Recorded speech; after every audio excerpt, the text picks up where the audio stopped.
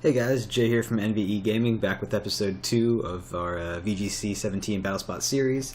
Still using the Houston mid-season Showdown team of Koko, Kartana, Support Arcanine, P2, Fighting Z move Mudsdale, and a kind of supportive Tapu.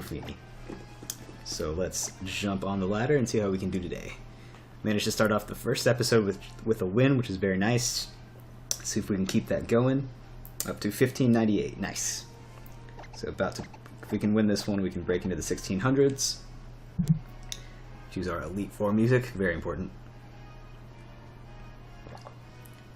And I've been having a lot of fun with this team, especially now that I've practiced with it a good bit and know how it works pretty well.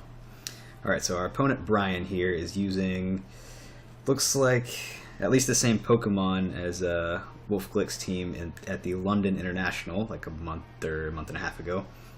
So Magnezone, Politoed, Tapu Bulu, Salamence, Muck, and P2. So definitely a scary team, and one that I kind of don't want to bring my own Trick Room mode against, because Mudsdale is really only good against, well, it's good against Magnezone and Muck and Porygon, so it's worth bringing, but maybe in the back. Porygon2 can Ice Beam Salamence and Bulu, and Thunderbolt Politoed, so maybe worth. Tapu Fini here is really only good against Salamence, and that's it, so I don't think I'm going to be bringing it. Arcanine is good, but I have to watch out for the fact that he has Rain on his team. Kartana is solid, definitely going to bring that along, just doesn't do well against Salamence and Muck. And Koko is also just kind of okay here, matches up neutrally against a lot of his Pokemon.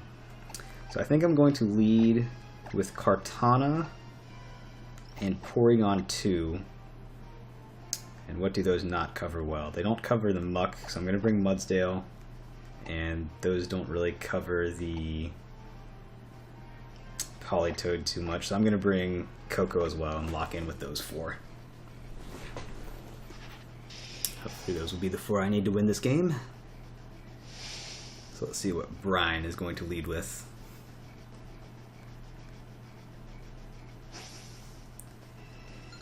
Nice glasses. Alright, he's going to lead with P2 and Magnezone, while I led with my own P2 and Kartana. So that's a decent matchup for me, assuming this Magnezone does not have HP Fire. Which it very well might, and that would be not great. I do get the special attack boost, which is nice. As does he. And we also saw that my Porygon was faster, which is interesting because mine is pretty darn slow.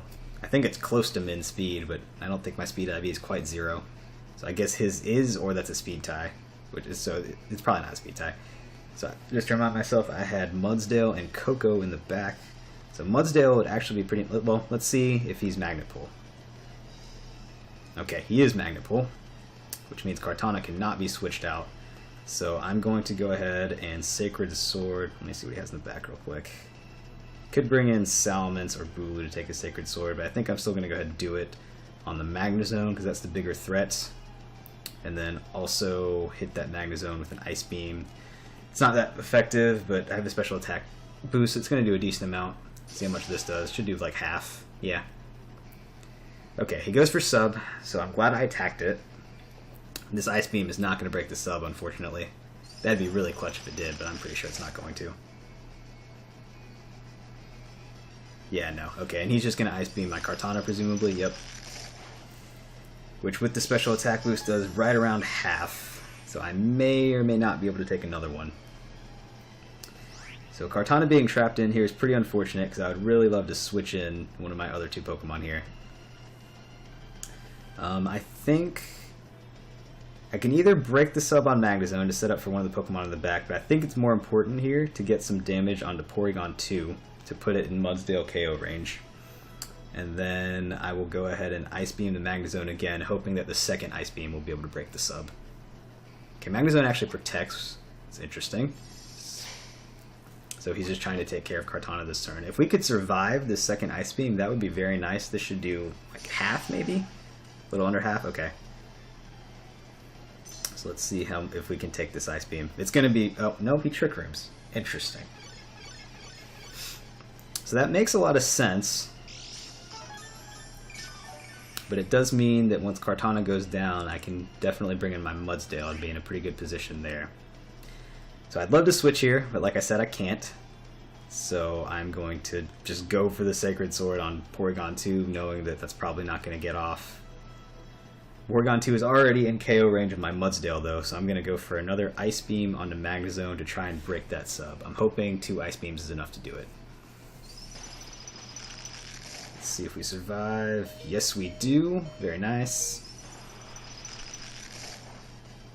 Let's see if that breaks the sub. It does. Alright, excellent. Probably doubled Kartana though. Oh no, he didn't, so we're going to get some damage off on Porygon2 here. Sweet. So that turn actually went better than expected. And it's good to know that 2 Ice Beams can break the substitute on Magnezone. So I think Porygon2 is kind of forced to recover here. So I'm going to go after the Magnezone. And I could reverse Trick Room, but I don't think it's worth it because it's kind of actually good for my Mudsdale in the back. So I'm expecting Porygon2 to recover here. But I'm going to go ahead and Ice Beam the... I'll Ice Beam the Porygon2 in case it doesn't recover. It might actually be in KO range. Okay, no, it does recover. That's fine. And this is probably a T-Bolt into Kartana to take it out.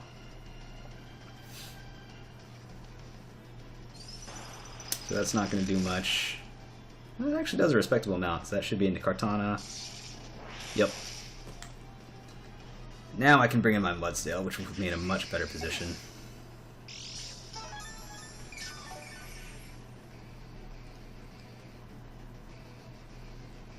And this is one of the reasons that I love having Mudsdale on the team. It's such a good Trick Room sweeper.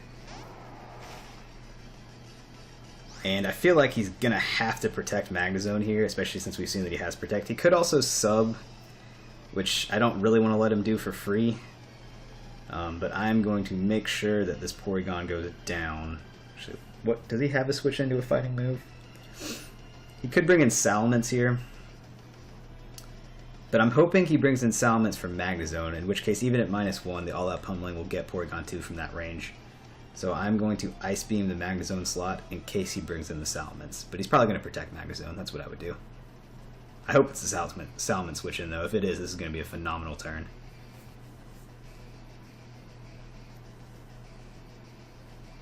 I'm just hoping he switches in Salamence, yeah, expecting the ground move into Magnezone. Okay, it switches out. Is it a Salamence? It's Bulu. Okay, that's still fine, because Bulu is not going to appreciate a +1 Ice Beam. That's probably a 2-hit KO. And here we get to see the Fighting Z move on Mudsdale, which I love this combination on this Pokemon, because no one sees it coming. And it's a great way to get rid of Porygon. This will easily KO. It does... I need to check the exact calc, but it does somewhere around like 80 to 90% to most Porygon, like assuming they're pretty bulky. So as long as you chip it ahead of time, it'll take it out. And I also have Helping Hand on Arcanine, so if I use that in combination with the Z move, it gets Porygon 100% of the time, even from full health. So that's really just a nice utility to have. It's also good against other certain matchups like Celesteela, which Mudsdale would otherwise get walled by. And we see that Ice Beam do quite a bit to Bulu, and it's in KO range of another one, which is very nice.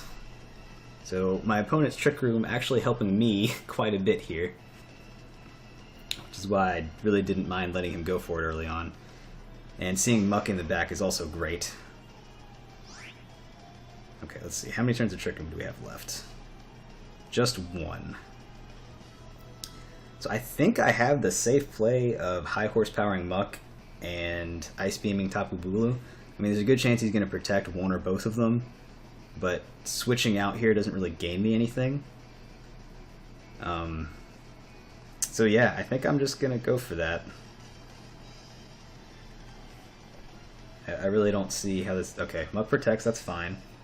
Bulu's probably also going to protect here. It does, okay.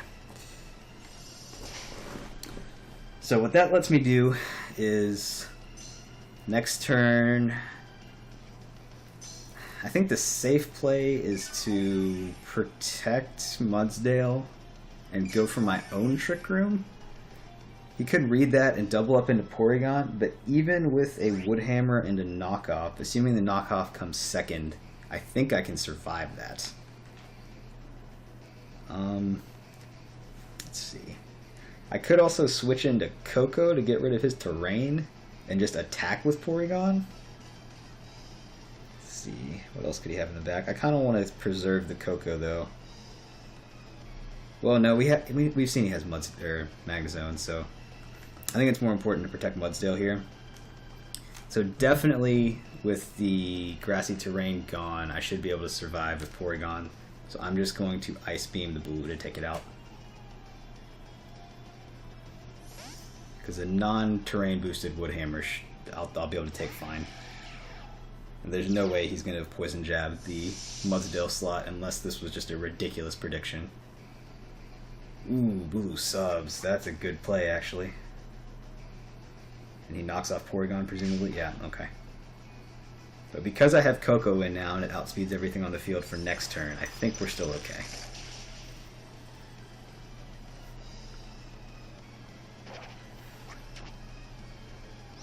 Because now any move from Koko will KO Bulu.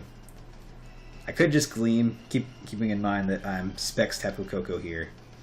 So I can't switch moves once I lock in. I kind of just want to Discharge and switch to Mudsdale. Yeah, I think I'm going to do that because that gives me more offensive pressure next turn because Mudsdale can one-shot Muck or Magnezone. So I think I'm going to go for that play. He's probably going to Poison Jab into Porygon2, which Mudsdale can take no problem. Okay, Bulu protects, but that's fine. He could also Poison Jab Koko, but I can take one, so I'm not too worried about it. And Porygon just didn't exert much pressure against the Muck, so I wanted to get it out of there. Okay, it is into Koko, but as long as I take one, which I should, no problem. Yeah, because this Koko is somewhat bulky. He does get the poison, which is really unfortunate. Ooh, that could be bad. Because I only stay around for this one more turn. So I kind of expect him to switch out Tapu Bulu here. It just protected though, so he's probably going to switch it into Magnezone, honestly. But I think... Let's see, if I really think that Magnezone is going to come in, I should also high horsepower that slot. Because unless he gets a double protect, if he gets a double protect here, this turn falls apart. But I'm expecting Muck Protect switch to Magnezone. Ooh, it's Shadow Sneak though. I don't know if I take that. Oh, I should have thought about that. That was dumb. That might lose me the game. Cause yeah, holy crap, that did a lot. And now he's gonna heal all the way back. That's really bad. Because that's not gonna kill. Heavy Slam might have, but it's kind of too late now. How did that Hornleech do so much? He's not even in terrain. I mean, even if it's like Miracle Seed, that did a lot. I mean, my only chance now is to protect Trick Room. Did I get the special attack boost? I didn't see. I did not. But that's a pretty obvious play. Although I haven't shown Protect on Mudsdale yet, so he might think I don't have it. So I'm going to go for this Protect Trick Room. Okay, Bulu protects, that's good. And this is maybe Shadow Sneak into Mudsdale? Nope, okay. I wonder why he double protected, because that lets me get the free Trick Room. Which means I still have a chance here. Because now that Mudsdale has a +1 defense boost, I don't think Shadow Sneak takes it out. And even without the special attack boost, I think Ice Beam gets Tapu Bulu. So because Mudsdale will go first, barring a Shadow Sneak, which I don't think kills me. And then Porygon will go next, Ice Beaming Bulu, so I think I might be okay here, because he went for the double protect. He should have just attacked there into Porygon. But that lets me get back in this game. Okay, he withdraws Bulu. That's fine.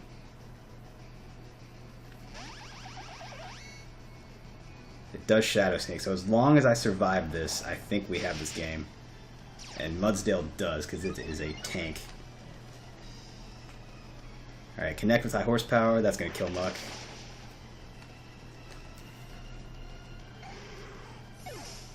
I believe that next turn I can just high horsepower Magnezone and Ice Beam Tapu Bulu. And as long as that Ice Beam kills, I think we're good. I'm a little scared that it's not going to take it out though. Because at +1 it did like 75%. So now it should do about 50, which is I think right what his HP stat is sitting at.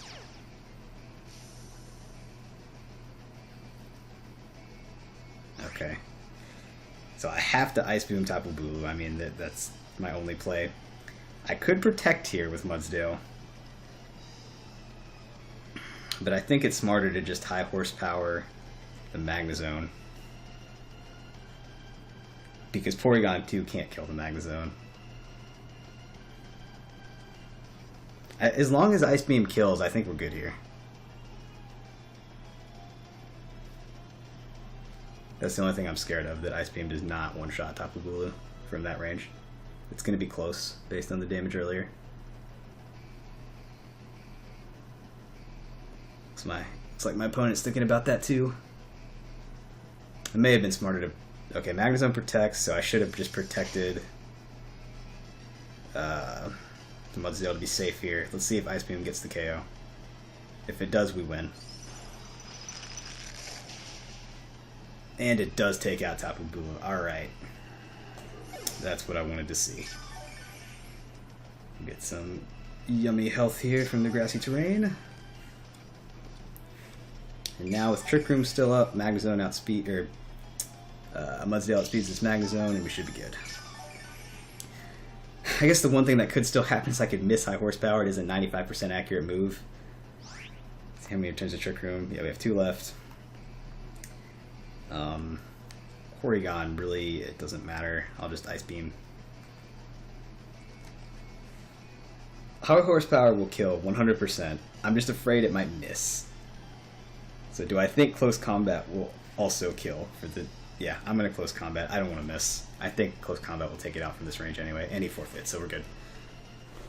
Alright, sweet. So we got a second win.